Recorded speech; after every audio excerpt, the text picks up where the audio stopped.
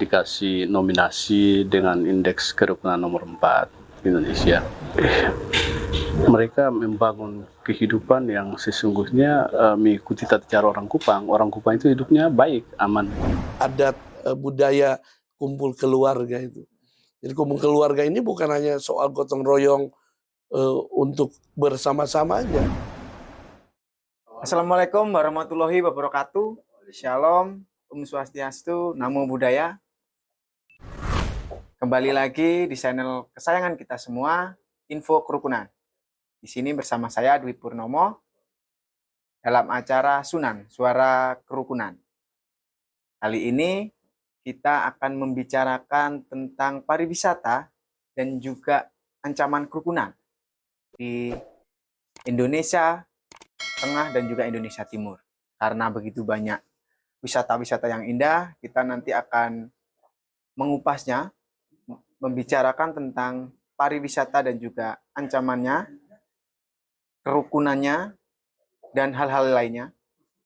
Kali ini hadir di tengah-tengah kita narasumber yang jauh-jauh datang dari Indonesia Tengah, tepatnya di Kota Kupang. Bersama kita Bapak Pendeta Jeki Latu Perisa dan juga Bapak Pendeta Yosafat Chandra Dirja.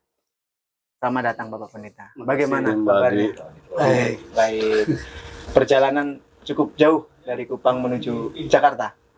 Ya jauh tapi dengan pesawat dekat. Dekat dengan pesawat. Melihat Jakarta, berapa hari di Jakarta Pak Pendeta? Mas Dwi, sebenarnya kan kami mengikuti Konas FKUB yang ke-7 di Tanjung Pinang, Kepri. Dan setelah itu sebagai ketua FKUB kami menyadari bahwa sebenarnya ada banyak hal yang kami juga bisa belajar dari FKUB Jakarta Pusat tentang program Sunannya, Suara Kerukunan, dan mungkin itu bisa kami terapkan di Kupang. Ya.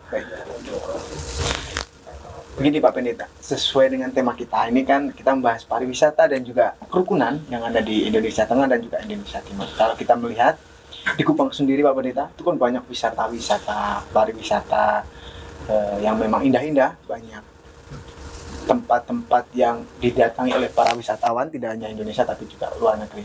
Sebelum kita berbicara ke situ, Kupang sendiri masuk di indeks kerukunan. Nah, masuk 5 besar di Indonesia, tapi tepatnya itu di peringkat keempat. Nah, ini yang membuat spesial apa Pak Pendeta? Bisa dijelaskan? Ya, memang Kota Kupang oleh Institut Setara dikasih nominasi dengan indeks kerukunan nomor 4 Indonesia, dan kami sangat senang, bangga dengan kondisi itu. Bagi kami memang pantas ya, wajar ya, karena Kupang ini sesungguhnya kalau di Kupang kami selalu menyebutnya Kota Kasih. Kota Kasih. Ya, Kasih itu akronim dari Kupang, aman, sehat, indah, harmoni. Ya, jadi kenapa dia menjadi sesuatu yang sangat unik? Karena Kupang ini banyak sekali hidup masyarakat yang bukan saja asli orang NTT, tapi banyak pendatang.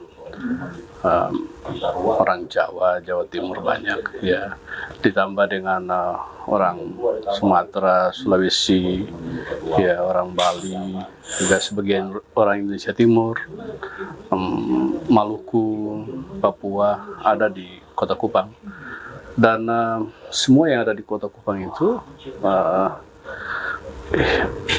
mereka membangun kehidupan yang sesungguhnya mengikuti tata cara orang Kupang. Orang Kupang itu hidupnya baik, aman, sangat aman.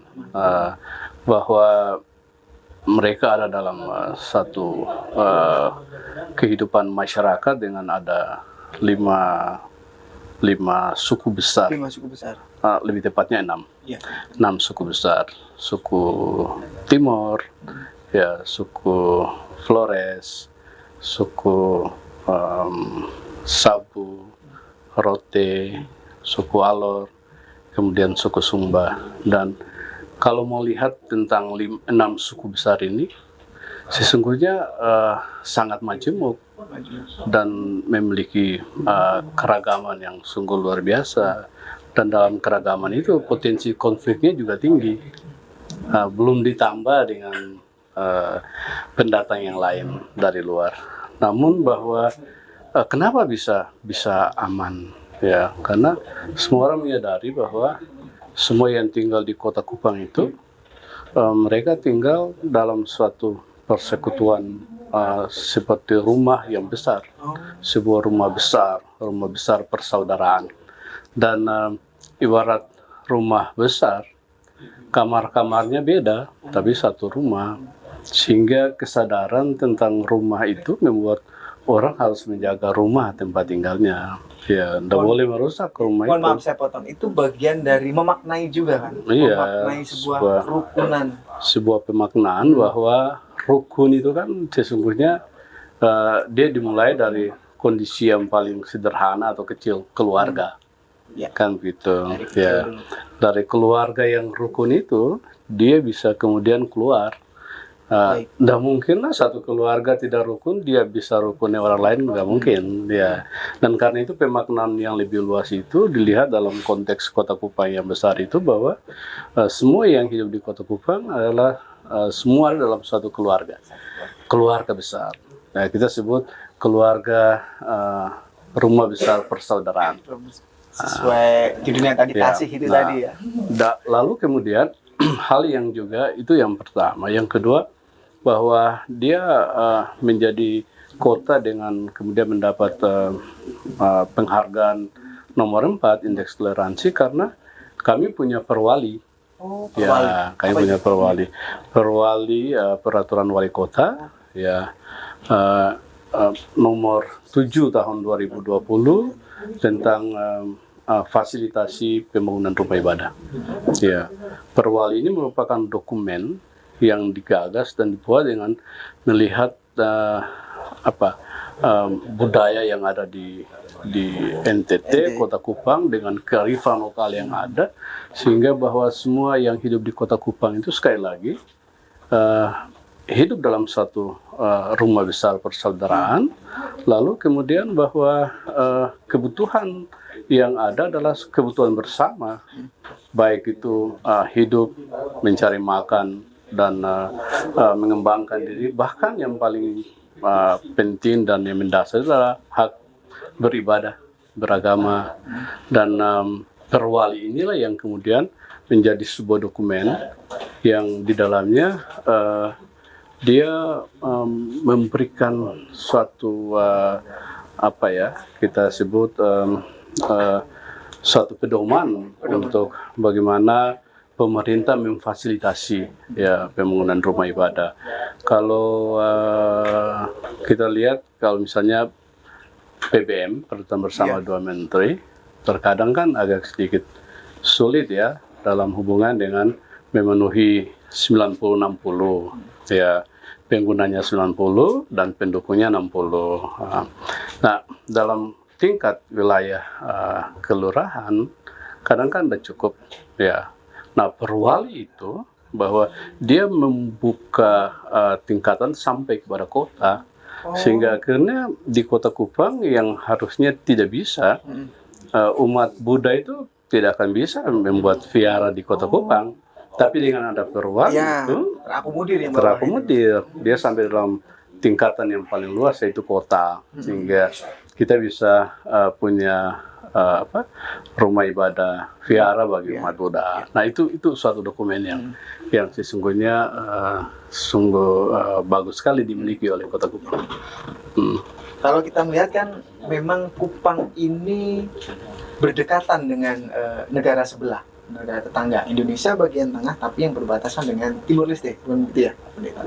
Nah, ini di dalam perbatasan itu, perbatasan antara Indonesia dan juga Timur Leste, pernah terjadi tidak konflik atau kerjasama dalam bentuk apa untuk menciptakan suatu kerukunan, Ya, ini kan lebih kita ke eksternalnya. ya. Kalau kita melihat dari budaya sebenarnya sama ya, walaupun dia sudah menjadi suatu negara, ya, namun sebenarnya budaya sebagai masyarakat Timur itu sama sebenarnya. Sama. Dan karena itu hanya memang bahasanya beda. Kalau di Timor Leste itu disebut bahasa Tetun. Bahasa Ya. Kalau di kita ada bahasa Belu, ada bahasa Belu, bahasa Tetun juga sih. Ada bahasa Dawan, bahasa Timor. Tapi dia punya budaya yang sama. Dan masyarakatnya sesungguhnya kalau setahu saya tidak ada konflik masyarakat. Tidak ada. Iya, sama sih, mereka punya gaya hidup dan tingkat kehidupan yang sama sebenarnya dengan orang NTT, sama benar. Sama benar. Ya, sama. Mungkin hanya karena persoalan politik aja sehingga membuat mereka pada akhirnya ada dalam suatu konflik politik sehingga terlepas dari Indonesia ya. Tapi bagi kami antara orang Timor Leste bersama dengan orang NTT tidak pernah ada konflik. Kalau pada waktu terjadi peristiwa perpindahan itu, eksodus itu, dan kemudian mereka tinggal di Kupang, lalu kemudian ada konflik antara mereka dengan orang Kupang, ada ya. Ini dipicu oleh kesenjangan ya. Kesenjangan sosial ya. Mereka merasa bahwa sepertinya pemerintah tidak terlalu melihat mereka dan masih hidup di rumah-rumah pengungsian, dan rumah-rumah itu kadang belum dibangun sekarang, dan itu menjadi sesuatu yang oleh mereka sepertinya ditelantarkan. Memang itu persoalan politik. Kami tidak bisa, ya saya juga tidak berani masuk sampai di situ, tapi itu persoalan politik. Baik, Pak Pendeta. Sekarang kita lebih memperdalam wisata saja. Kan nampaknya saya lebih tertarik ke situ ya, Pak Pendeta. Izin nanti kepada Bapak Pendeta Isafat. Kita melihat NTT, banyak di Kupang itu kan ada banyak wisata tuh. Saya pernah membaca di salah satu media, Marapu, itu tepatnya di Sumba ya, kalau nggak salah Pak Pendeta. Marapu. Itu pernah dinobatkan sama majalah Jerman, Marapu. Itu salah satu destinasi yang memang sangat indah dan juga bagus. Begitupun dengan pantai-pantainya. Ketika kita melihat banyak wisatawan dari luar yang datang ke tempat daerah tersebut, ada tidak Bapak Pendeta yang menyebabkan adanya konflik atau menyebabkan adanya ancaman ketidakrukunan itu? Atau bagaimana sebagai umat masyarakat daerah sana menyikapi adanya wisatawan yang memang kadang mereka kan tidak hanya berwisata tapi membawa budaya-budaya luar. Pada dasarnya sampai hari ini memang tidak pernah ada percikan yang terlalu besar lah untuk baik itu dari wisatawan lokal maupun internasional. Karena pada dasarnya kalau kita berhubungan dengan agama lokal, artinya agama kepercayaan Marapu, mungkin mereka justru lebih fleksibel ya. Keadaannya, karena saya beri contoh saja, di NTT itu masyarakat dan kepercayaannya itu mungkin agak suka berhubungan dengan gaya hampir sama dengan budaya orang-orang dari luar. Contohnya begini, ada satu jenis minuman keras yang beralkohol dari budaya setempat, dan itu terbiasa dalam upacara agama mereka, dalam budaya mereka, dalam acara-acara adat itu dilakukan. Jadi waktu wisatawan internasional datang dengan gaya dari luar, itu mereka anggap tidak begitu asing, tidak begitu bermasalah ya. Bahkan mungkin mereka merasa bahwa kebiasaan mereka sama dengan dengan orang-orang dari luar. Hanya mungkin ya faktor sosialnya lebih bisa menuju konflik. Contoh antara wisatawan dengan orang setempat, ya ada mungkin unsur ingin memanfaatkan dan lain sebagainya. Jadi itu kesenjangan budaya tidak ada, tapi kesenjangan sosial yang lebih kesenjangan sosial. lebih rawan. Mungkin saya agak tambahkan sedikit mengenai soal kerukunan. Ya. Kota Kupang ini punya satu budaya hampir di semua suku. Itu kalau di masyarakat Indonesia disebut gotong royong, tapi lebih mengerucut kepada urusan keluarga adat yang disebut dengan kumpul keluarga.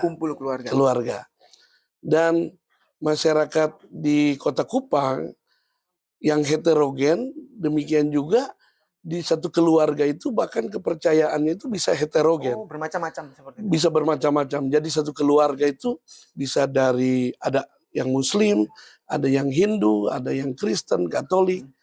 Nah, pada waktu mereka bertemu dengan kepercayaan mereka masing-masing, tentu masing-masing dengan kepentingan mereka. Tapi begitu bertemu dengan kebutuhan keluarga, maka bangunan kumpul keluarga yang disebut kumpul keluarga itu menyatukan semuanya. Dan itu yang membuat akhirnya menjadi cair. Hanya ya itu bagi saudara-saudara kita di lokal. Nah, dengan kemajuan pariwisata di NTT, tadi berhubungan ini, wisatawan dari lokal dan dari luar juga, itu kalau mereka kemudian mengambil inisiatif atau akhirnya hijrah pindah ke NTT, ke Kota Kupang, mereka harus bisa mengerti tentang hal ini. Nah, jadi yang kita takutkan adalah kedatangan para pendatang ini mereka tidak memahami atau ditunggangi oleh kepentingan-kepentingan yang bisa merusak kebersamaan kerukunan ini. Ya, selain tadi memang indeks prestasi, indeks kerukunan maksud saya dari Kota Kupang itu tertunjang banyak oleh dibuatnya perwali untuk kerukunan ini, ya, dari perwali Kota Kupang nomor 7 tadi, ya, 7 tahun 22, tahun 2020, sehingga satu-satunya kota yang bisa mewujudkan yang tadinya hanya merupakan peraturan menteri, tapi diakomodir menjadi peraturan wali kota. Ya.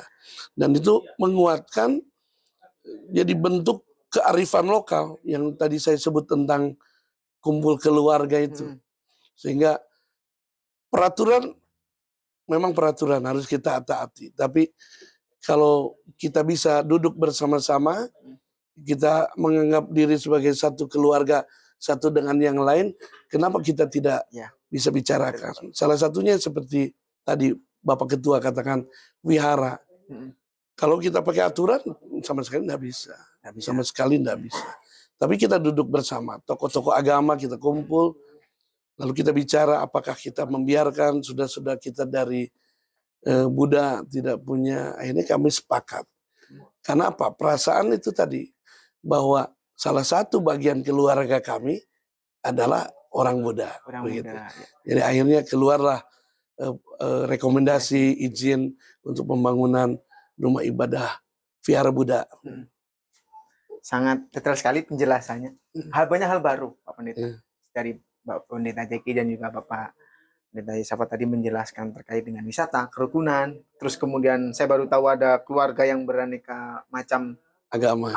Itu berarti dalam guyonan saya itu setiap tahun merayakan perayaan agama masing-masing itu. Iya. Jadi ada kalanya saya saksikan saja waktu kami punya wakil sekretaris itu sebenarnya orang Hindu, tapi tidak mengikuti Konas juga. Ya. Satu kali saya dengar cerita bahwa keluarganya itu dari Muslim. Saya sih pertama saya tidak percaya, mungkin saya pikir keluarga jauh lah. Tapi setelah saya hadir waktu mengucapkan tahun baru Caka ya Iya, di tahun baru. Hindu. Saya hadir, ternyata yang banyak di situ adalah saudara-saudaranya Muslim, ibu-ibunya berkerudung. Saya kaget juga. Lalu diperkenalkan, itu saudaranya, saudara dekatnya. Jadi Kota Kupang itu dimensi kerukunannya itu kuat, bukan hanya sekedar karena kita taat kepada aturan-aturan, tapi memang budaya kerukunan itu sudah menyatu dengan grassroots, dengan kehidupan masyarakat. Apalagi dengan tadi adat budaya kumpul keluarga itu.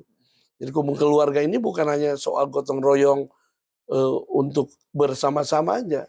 Itu ada kebutuhan pernikahan, sekolah anak, kematian. Itu ada yang kalau orang Jawa bilang guyupnya gitu, Iya, kerukunannya itu kerukunan. mereka sebut dengan istilah kumpul keluarga. Seperti itu ya, Iya. Pak Pendeta. Pertanyaan terakhir Pak Pendeta. Mohon izin nanti dijawab satu persatu. Ini kan Bapak Pendeta Jeki Ketua FKUB Kota Kupang dan juga Bapak Pendeta Yosafat Sekretaris Iya. FKUB Kota Kupang kan berkeyakinan Kristen. Nah, di FKUB Kota Kupang sendiri mengakomodir yang semua agama itu bagaimana pendapatnya? Mungkin dari Bapak Pendeta dulu boleh?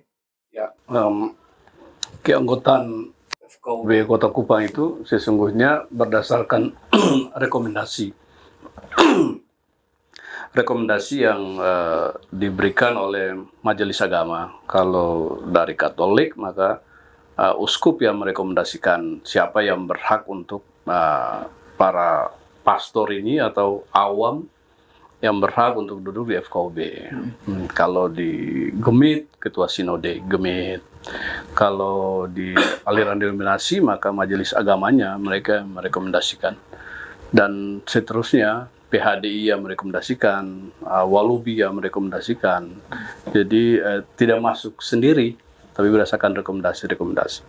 Dan rekomendasi itu pada akhirnya diusulkan oleh Kesbangpol kepada wali kota untuk dikeluarkan surat keputusan. Kepengurusannya memang ketuanya dari Kristen Protestan berdasarkan umat terbanyak di Kota Kupang. Namun wakil ketua satu itu Katolik, Romo. Katolik Romo. Ya, wakil ketua duanya itu Muslim. Ya, dia ketua Dewan Masjid Indonesia NTT. Sekretarisnya dari GPDI. Ya, denominasi. Ya, denominasi ini kan banyak nih. Di Kupang itu denominasinya banyak sekali. Nah, wakil sekretarisnya itu dari Hindu dan kemudian anggota-anggota. Nah, bagaimana cara kami manage keberadaan yang ada dengan ketua dan sekretaris sama-sama pendeta Kristen? Di Kota Kupang itu keputusan itu dibuat berdasarkan pleno. Ya, suatu persoalan yang kami dapat yang berhubungan dengan kerukunan atau yang berhubungan dengan pembangunan rumah ibadat dibawa dalam pleno. Ya, dan semuanya memberi masukan pendapat. Sekretaris kan tinggal catat. Sebenarnya Sanggul juga punya pendapat juga sebenarnya. Nah, hasil itulah yang kami bawa sebagai rekomendasi kepada wali kota sebagai bahan kebijakan untuk apa yang harus dibuat oleh pemerintah. Jadi sebenarnya kami tidak pernah memutuskan sendiri-sendiri, tidak. Kendati bahwa ketua dan sekretarisnya pendeta Protestan, tapi bahwa kami hanya membawa suara semua yang ada di situ. Ya, yang diputuskan bersama dalam satu pleno. Pendapat tadi Bapak. Jadi sebenarnya gini, pada waktu sebenarnya saya angkatan kedua dari FKUB waktu pertama terbentuk. Ketua pertama itu Pendeta Hengki Malelak dengan sekretarisnya almarhum pimpinan kami Pendeta Victor Sumlang pertama. Pendeta Victor Sumlang pada waktu naik menjadi anggota FKUB provinsi, beliau sebagai pimpinan kami meminta saya masuk di kota. Dan pimpinan kami waktu itu Pak Jeki belum, masih almarhum Pendeta Rio Vanggidai. Karena FKUB kan kolektif kolegial ya, itu struktur kan hanya untuk administrasi, tapi fungsi dan tugasnya kita setara kan, dalam hal ini. Nah, pada waktu pemilihan itu saya sendiri tidak ditunjuk. Artinya tidak ditunjuk oleh Kesbangpol atau mengusulkan diri sendiri. Justru disampaikan kepada forum, anggota forum. Waktu itu belum terbentuk ketua, sekretaris belum. Belum. Nah, justru pada waktu pemilihan sekretaris, saya sih menyarankan dari agama lain gitu supaya ini. Tapi justru saudara-saudara kita dari Muslim, dari yang lain mengendaki tidak. Mungkin kebetulan waktu itu saya termasuk yang cukup termuda waktu itu. Oh, termuda.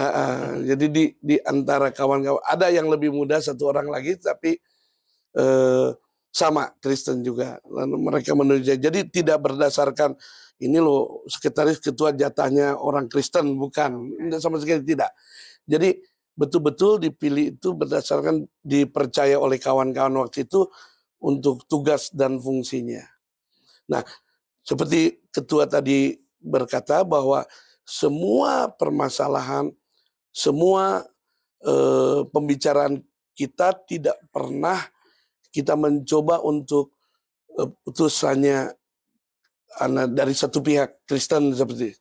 Justru kita berusaha sedemikian rupa untuk melibatkan semua unsur agama setiap keputusan.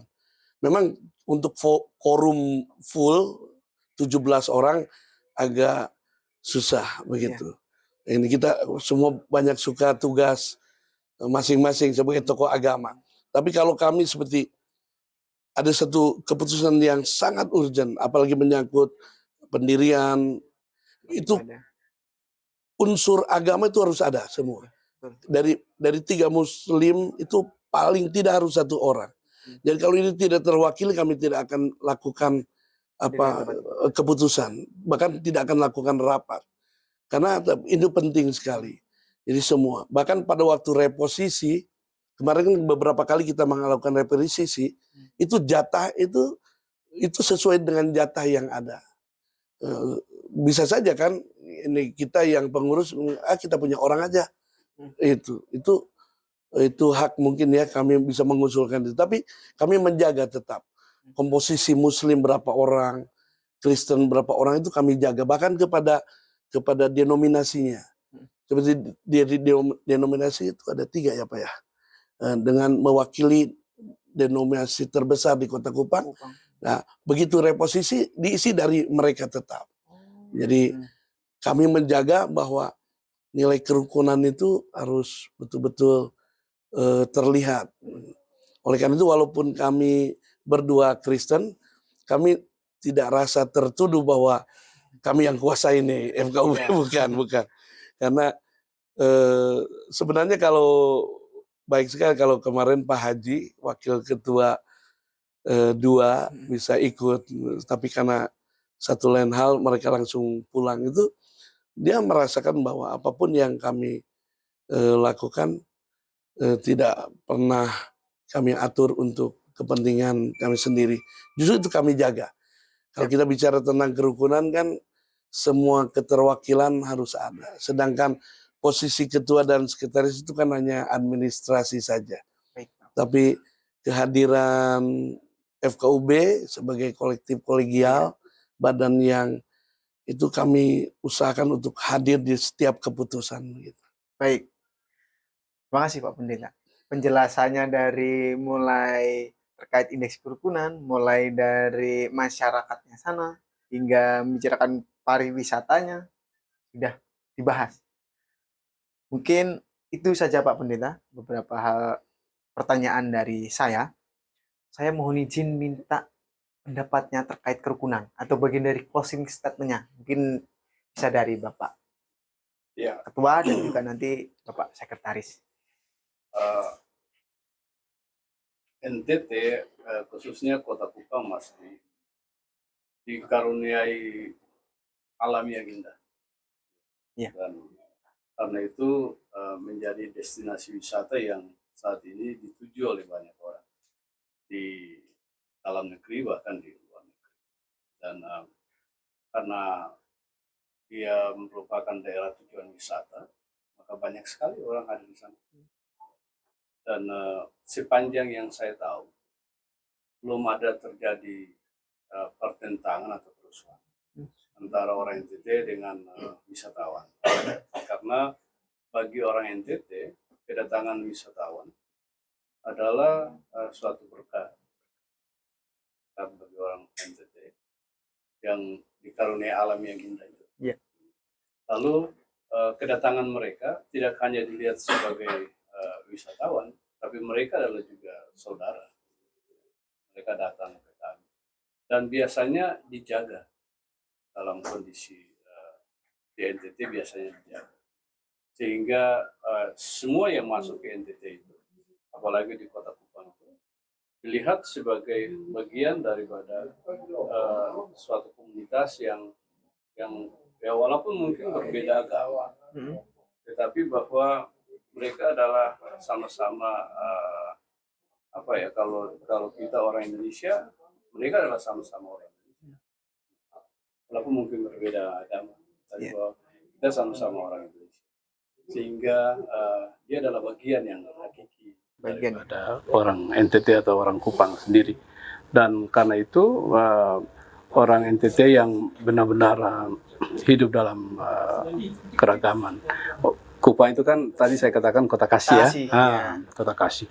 Benar-benar memunculkan kasih itu dalam penerimaan kepada semua yang datang, sehingga semuanya merasa bahwa oh ya, hidup di NTT adalah hidup dalam suatu kota yang benar-benar penerimaannya penuh cinta kasih. Bahwa kemudian ada kuliner, ada hal yang berbeda di sana. Tapi bahwa orang NTT tidak malu, mereka menunjukkan loh ini kami loh.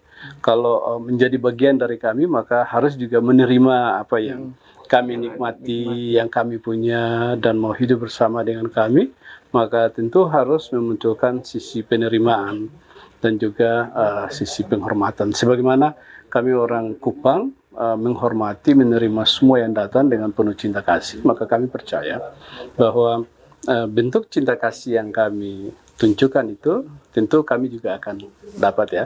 Baik kami orang Kupang, apa yang kau ingin orang perbuat untukmu, perbuatlah itu untuk mereka. Ya, dan demikian disitulah kerukunan benar-benar tercipta dan terjadi. Boleh, Bapak. Kalau saya mungkin singkat saja, kerukunan itu keniscayaan bagi kemanusiaan. Kalau kita merusak kerukunan, kita merusak manusia itu sendiri. Mungkin itu saja yang statement dari kami. Karena itu betapa semangat kerukunan itu harus menjadi semangat kita bersama. Ya.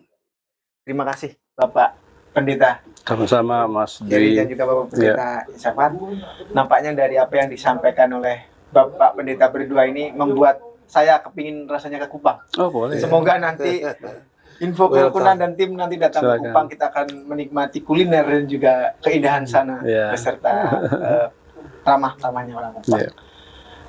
Salam bagi pengurus FKUB yang ada di Kupang, dari kami tim info kerukunan dan juga FKUB Jakarta Pusat. Terima kasih Bapak Pendeta. Terima kasih Mas Di. Demikian tadi acara kita Sunan Suara Kerukunan, diskusi dan juga ngobrol bersama Bapak Pendeta, Ketua FKUB Kupang dan juga Sekretaris FKUB Kupang Bapak Pendeta Jeki dan juga Bapak Pendeta Yesafat.